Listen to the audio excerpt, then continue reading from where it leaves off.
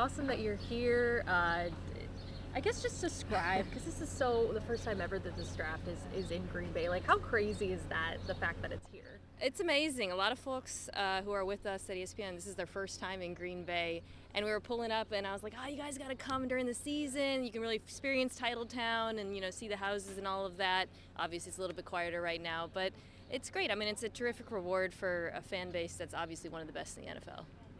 When you, you guys, I know you study so many different NFL teams, but when it comes to the Packers and this draft in particular, like where do you feel like their needs are, and just based on the talent pool too in this draft? Yeah, there's a few different directions I feel like they could go in. Wide receiver is, I feel like, perpetually one.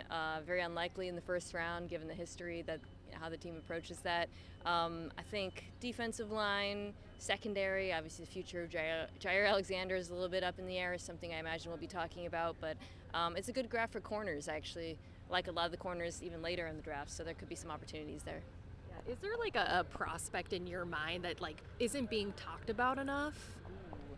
You know what? I'll name a receiver that would be a later round pick. I really like Kyle Williams out of Washington State. He's super fast. I feel like they could use that sort of speed on the perimeter, a guy who can take the top off, beat man coverage. So he would be a good Packer. I guess one more thing for you is just when you look at the Packers in general, like what is it going to take for them to try to kind of get over the hump based on where they're at right now and Jordan Love entering his third year, as a starter here? Yeah, I'm such a believer in Jordan Love. I think he's so talented and just the arrow is pointing up. But I think, and he would agree with this, just consistency from him. The highs are as high as any quarterback in football. I really believe that. But, there's stretches where he doesn't play up to that, or even like parts of the game, first half at times. And you're like, where's the guy we saw the last game? So I think just consistency from him, which I think you will see. I think he has that work ethic as well that goes into that. And then, I think just like another receiver who can really like get them a bucket. You've really felt the absence of that, I think, in the playoffs with Watson being injured too. That played a role in that. So I think that would be nice for the offense. How cool is it just the fact that the draft is here? Did you ever think something like this was going to be possible? Absolutely not, but that's the cool part about the NFL moving the draft. Like, this is Titletown.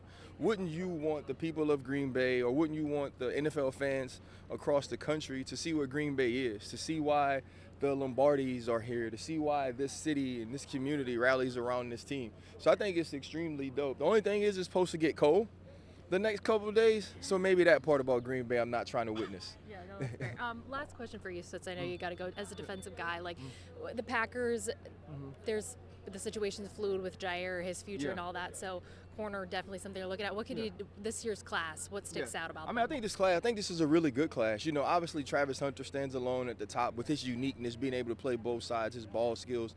But you look at guys like Jahdae Barron, even Trey Amos from Ole Miss. You have players in Will Johnson who may go a little bit early from Michigan for the Green Bay Packers to get him, but you can add people on the back end. But you know this as well as I do. It's not just about what you do in the early rounds. It's how you continue to build your team and build your roster. This is a perennial playoff contender. How do they take that next step and become a championship contender? And I believe a lot of those answers are already in the locker room.